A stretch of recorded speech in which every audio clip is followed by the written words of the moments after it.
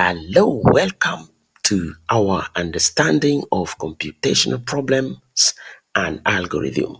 So far, we have covered the introduction to the birth of science and technology and the computation problem. We have also looked at the algorithm and the model for solving computational problem. Now, we are ready to start building a linear model for solving computational problem, and that is the core model that I came up with. After that, we will continue with our practical observation and application of the model for solving these computational problems, and then we will go ahead to start looking for uh, the main concept, which is about knowledge. So we need to understand knowledge and algorithm, obviously, and then we will see human versus computer algorithm and or the computer system, and we will look at how to build this algorithm, which is basically a program or a computer system, and we need to go and see what this computer system is all about and understand it, and then how does a computer do the tasks that we give it to do. Now, let us focus on the giant model for solving computational problem. As you can see on the screen there, just let us focus on this one now. Nu equals to B times A inverse. My friend, this is all about the module. If you are to remember anything about this module, the model for computational problem and algorithm, just take this one at the back of your mind, because everything that you can think of this model is embedded here. For example, we have A inverse. This is the transformation we made to the problem that were existing in between the input and the output. And this B that you see here is the expected output.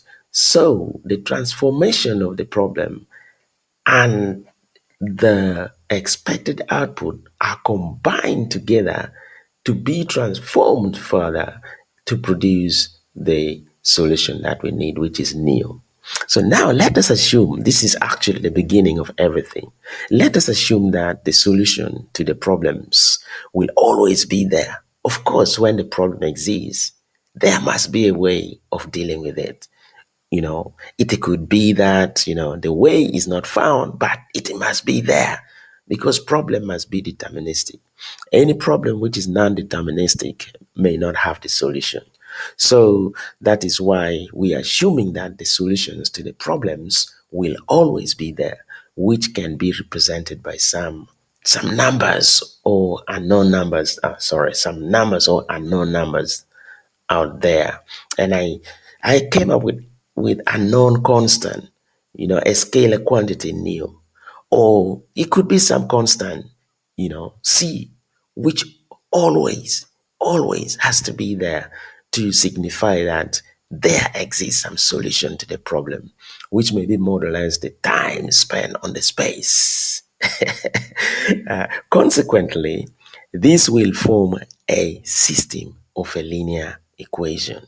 For example, B equals to A, A times nu, where A is more or less the problem in the space, a vector, of course, of some vectors, in the space with some unknown scalar quantity nu, to symbolize the instances of the solutions to the problem. We know A with time t in the space S. So assume that the computational problem A exists in either the whole space, like in a big space, 2D, 4D, 3D dimension, at a given time t measured by some scalar quantity. You see, that computation problem is measured by some scalar quantity, which is a constant kind of measurement that can be represented in 3D or at a point 0, 1D or 2D. So remember, the problems are the ones that may be in 0 point, which could be like just a given point.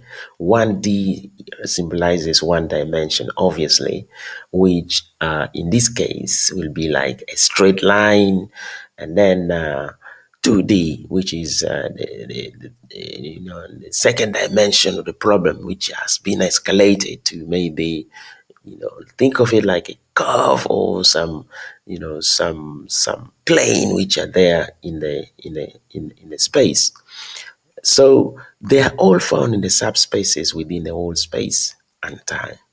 The output is modeled to be B, which provides the solution to these problems as a product of the transformation.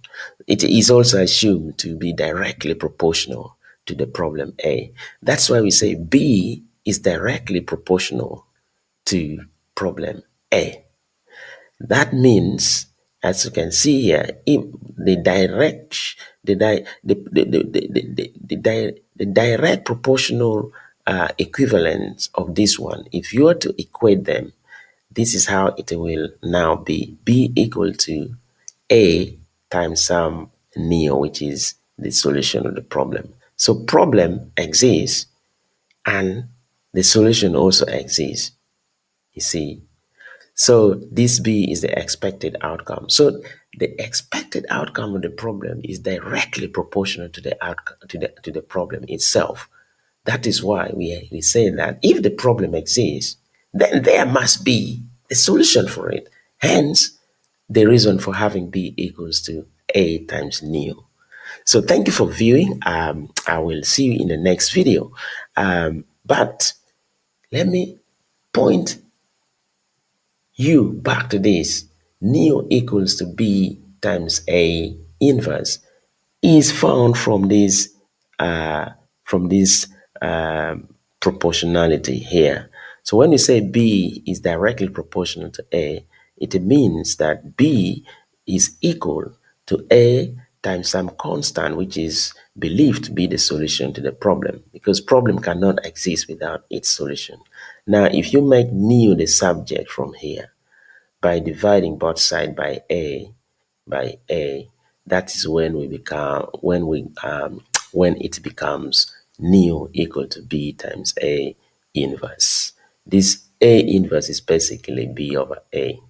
So thank you for viewing. I'll see you in the next video. It is becoming more interesting now because we are getting to some math behind this model. Thank you.